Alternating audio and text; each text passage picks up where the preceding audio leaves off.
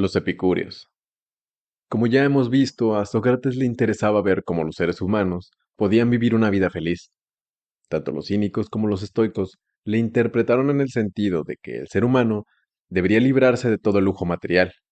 Pero Sócrates también tenía un alumno, que se llamaba Arístipo, que pensaba que la meta de la vida debía ser conseguido el máximo placer sensual.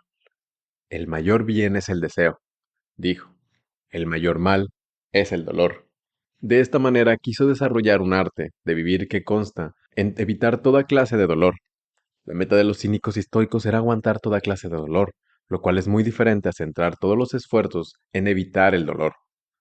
Epicuro fundó alrededor del año 300 una escuela filosófica en Atenas, la escuela de los epicúreos. Desarrolló la ética del placer de Arístipo y la combinó con la teoría atómica de Demócrito. Se dice que los epicúreos se reunían en un jardín, razón por la cual se les llamaba los filósofos del jardín. Se dice que sobre la entrada del jardín colgaba una inscripción con las palabras: Forastero, aquí estarás bien. Aquí el placer es el bien primero. Epicuro decía que era importante que el resultado placentero de una acción fuera evaluado siempre con sus posibles efectos secundarios. Si alguna vez te has puesto mala por haber comido demasiado chocolate, entenderás lo que quiero decir. Si no, te propongo el siguiente ejercicio.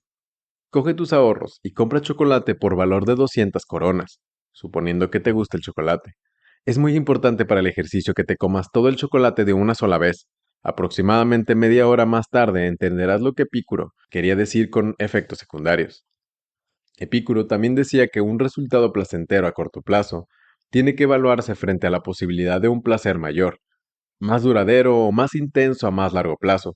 Por ejemplo, si decides no comer chocolate durante un año entero porque eliges ahorrar todo tu dinero para comprar una bici nueva o para unas carísimas vacaciones en el extranjero, al contrario de los animales, los seres humanos tienen la posibilidad de planificar su vida. Tienen la capacidad de realizar un cálculo de placeres. Un chocolate delicioso es, evidentemente, un valor en sí, pero también lo son la bicicleta y el viaje a Inglaterra. No obstante, Epicuro señala que el placer no tenía que ser necesariamente un placer sensual, como por ejemplo comer chocolate. También pertenecen a esta categoría valores tales como la amistad y la contemplación del arte. Condiciones previas para poder disfrutar de la vida eran los viejos ideales griegos tales como el autodominio, la moderación y el sosiego, pues hay que frenar el deseo. De esta manera también la calma nos ayudará a soportar el dolor. Personas con angustia religiosa buscaban a menudo ayuda en el jardín de Epicuro. En este aspecto, la teoría atomista de Demócrito fue un recurso contra la religión y la superstición. Para vivir una vida feliz, es muy importante superar el miedo a la muerte. Para esta cuestión, Epicuro se apoyó en la formulación de Demócrito, de los átomos del alma. A lo mejor recuerdas que él pensaba que no había ninguna vida después de la muerte, porque todos los átomos del alma vuelan hacia todas partes cuando morimos. La muerte no nos concierne, dijo Epicuro. Así de simple. Pues mientras existimos, la muerte no está presente, y cuando llega la muerte, nosotros ya no existimos. Mirado así, nadie se ha puesto triste por estar muerto. El mismo Epicuro resumió la filosofía liberadora en lo que llamó las cuatro hierbas curativas. A los dioses no hay que temerlos. La muerte no es algo de lo que haya preocuparse. Es fácil conseguir lo bueno. Lo terrible es fácil de soportar. No constituía ninguna novedad en la cultura griega comparar las misiones de la filosofía con el arte médico. Aquí nos encontramos con la idea de que el ser humano se tiene que equipar con un botiquín de filosofía, que contenga cuatro medicinas importantes. Al contrario de los estoicos, los epicúreos muestran poco interés en la política y la vida social. Vive en secreto, aconsejaba Epicuro. Quizá pudiéramos comparar su jardín con las comunas de nuestro pueblo. También en estos días hay mucha gente que han buscado refugio dentro de la gran sociedad. Después de Epicuro, muchos epicúreos evolucionan la dirección a una obsesión por el placer. La consigna fue: vive el momento. La palabra epicúreo se utiliza hoy en el sentido despectivo de vividor. El neoplatonismo. Hemos visto cómo tanto los cínicos como los estoicos y los epicúreos tenían sus raíces en Sócrates. También recurrieron a presocráticos como Heráclito y Demócrito. La corriente filosófica más destacable de la antigüedad estaba inspirada sobre todo en la teoría de las ideas. A esta corriente la llamamos neoplatonismo. El neoplatónico más importante fue Plónito, que estudió filosofía en Alejandría, pero que luego se fue a vivir a Roma. Merece la pena tener en cuenta que venía de Alejandría, ciudad que ya durante 100 años había sido el gran lugar de encuentro en la filosofía griega y la mística orientalista. Plotino se llevó a Roma una teoría sobre la salvación que se convertiría en una serie competidora del cristianismo, cuando éste empezaba a dejarse notar. Sin embargo, el neoplatonismo también ejercería una fuerte influencia sobre la teología cristiana. Te acordarás de la teoría de las ideas de Platón, Sofía. Recuerda que él distinguía entre el mundo de los sentidos y el mundo de las ideas, introduciendo así una clara distinción entre el alma y el cuerpo del ser humano. El ser humano es, según él, un ser dual. Nuestro cuerpo consta de tierra y polvo como todo lo demás, perteneciente al mundo de los sentidos, pero también tenemos un alma inmortal. Esta idea había sido muy conocida y extendida entre muchos griegos, bastantes antes de Platón. Plotino, por su parte, conocía ideas muy parecidas provenientes de Asia. Plotino pensaba que el mundo está en tensión entre dos polos. En un extremo se llama la luz divina, que él llamó uno. Otras veces lo llama Dios. En el otro extremo está la oscuridad total, en donde no llega nada de luz del uno. Ahora bien, el punto clave de Plotino es que esta oscuridad en realidad no tiene existencia alguna. Se trata simplemente de una ausencia de luz. Es algo que no es. Lo único que existe es Dios o el uno. Y de la misma manera que una fuente de luz se va perdiendo gradualmente en la oscuridad, existe en algún sitio un límite donde ya no llegan los rayos de la luz divina. Según Plotino, el alma está iluminada por la luz del uno, y la materia es la oscuridad, que en realidad no tiene esencia alguna. Pero también las formas de la naturaleza tienen un débil resplandor del uno. Imagínate una gran hoguera en la noche, querida Sofía. De esa hoguera saltan chispas en todas direcciones. La noche queda iluminada en un gran radio alrededor de la hoguera. También a una distancia de varios kilómetros se verá la débil luz de una hoguera en la lejanía. Si nos alejamos aún más, solo veremos un minúsculo puntito luminoso, como una tenue linterna en la noche. Y si continuáramos alejándonos de la hoguera, la luz ya no nos llegaría. En algún lugar se pierden los rayos luminosos en la noche. Y cuando está totalmente oscuro no vemos nada. Entonces no hay ni sombras ni contornos. Imagínate que la realidad es como una hoguera, como la que hemos descrito. Lo que arde es el uno, y la oscuridad de fuera es esa materia fría de la que están hechos los seres humanos y los animales. Más cerca de Dios están las ideas eternas, que son las formas originarias de todas las criaturas. Ante todo, es el alma del ser humano, lo que es una chispa en la hoguera. Pero también por todas partes en la naturaleza brilla algo de luz divina. Lo vemos en los seres vivos, incluso una rosa o una campanilla tienen ese resplandor divino. Más lejos del Dios vivo está la tierra, el agua y la piedra. Digo que hay algo misterioso divino en todo lo que existe. Lo vemos brillar en un girasol o en una amapola. Y también intuimos algo de inescrutable misterio cuando vemos una mariposa levantar el vuelo desde una rama, o a un pez dorado que nada en su pecera. Pero donde más cerca de Dios podemos estar es en nuestra propia alma. Solo allí podemos unirnos con el gran misterio de la vida. En muy raros momentos podemos incluso llegar a sentir que nosotros mismos somos el misterio divino. Las metáforas usadas por Plotino recuerdan al mito de la caverna de Platón. Cuando más nos acercamos a la entrada de la caverna, más nos acercamos a todo aquello de lo que precede lo que existe. Pero al contrario de la clara bipartición de Platón de la realidad, las ideas de Plotino están caracterizadas por la unidad. Todo es uno porque todo es Dios. Incluso las sombras al fondo de la caverna tienen un tenue resplandor del uno. Alguna vez en su vida Plotino tuvo la experiencia de ver su alma fundirse con Dios. A eso le solemos llamar una experiencia mística. Plotino no es el único que ha tenido esa experiencia. En todos los tiempos y en todas las culturas han habido personas que han relatado tales experiencias. A lo mejor los describen de forma distinta, pero también se repiten muchos rasgos importantes en las descripciones. Veamos algunos de los rasgos más comunes. Misticismo.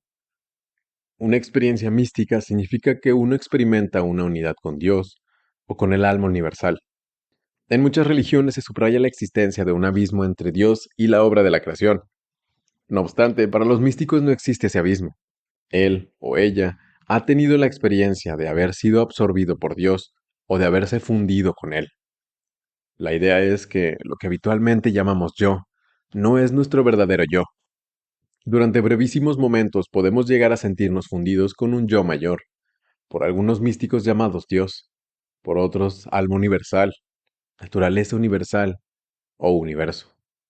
En el momento de la fusión, el místico tiene la sensación de perderse a sí mismo, de desaparecer en Dios, de la misma manera que una gota de agua se pierde en sí misma cuando se mezcla con el mar.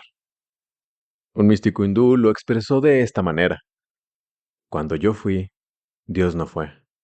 Cuando Dios es, yo ya no soy.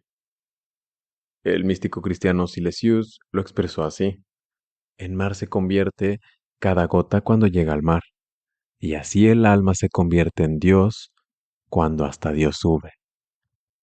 Pensarás que no tiene que ser muy agradable perderse a sí mismo. Entiendo lo que quieres decir, pero lo que pasa es que lo que pierdes es muchísimo menos que lo que ganas.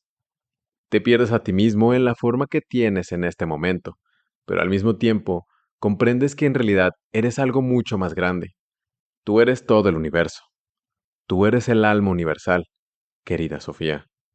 Tú eres Dios. Si tienes que soltar a Sofía Mudsen, puedes consolarte con que ese yo cotidiano es algo que de todos modos perderás un día. Tu verdadero yo, que solo llegarás a conocer si consigues perderte a ti misma, es, según los místicos, una especie de fuego maravilloso que arde eternamente.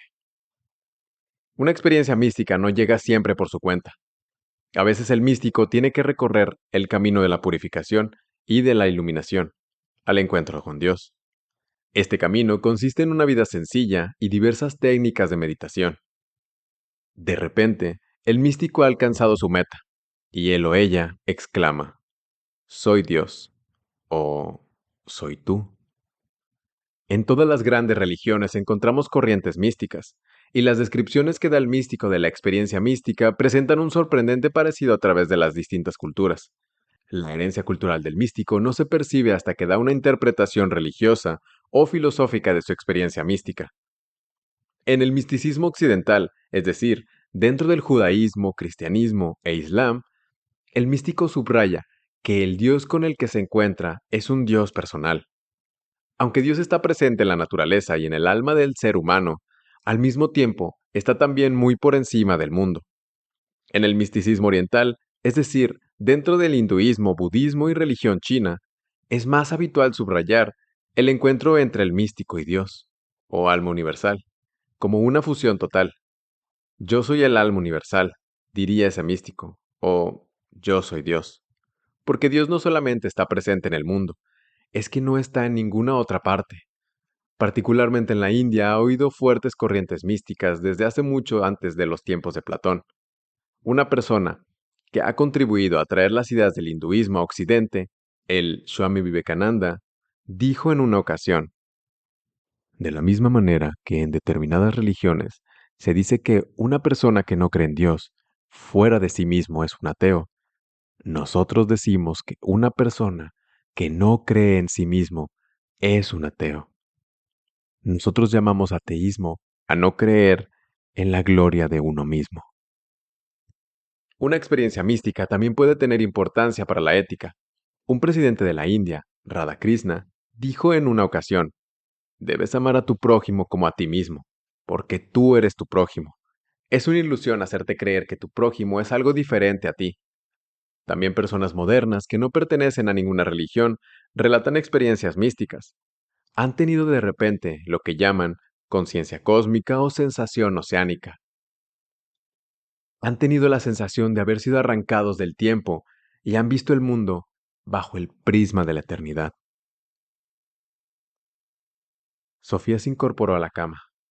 Tuvo que tocarse para ver si tenía un cuerpo. Conforme iba leyendo sobre Plotino y los místicos, había tenido la sensación de empezar a flotar por la habitación, salir por la ventana, flotando muy alto por encima de la ciudad. Había visto a toda la gente abajo en la plaza, pero había seguido volando por encima del planeta en el que vivía, por encima del mar del norte, y bajando por el Sahara, y atravesando las llanuras de África. Todo el gran planeta se había vuelto una sola persona viva, Y era como si esta persona fuera la misma Sofía. Yo soy el mundo, pensó. Todo ese gran universo que ella a menudo había sentido como algo inescrutable y aterrador, era su propio yo. El universo también era grande y majestuoso, pero ahora era ella quien era así de grande. Esa extraña sensación desapareció bastante pronto, pero Sofía estaba segura de que no la olvidaría nunca.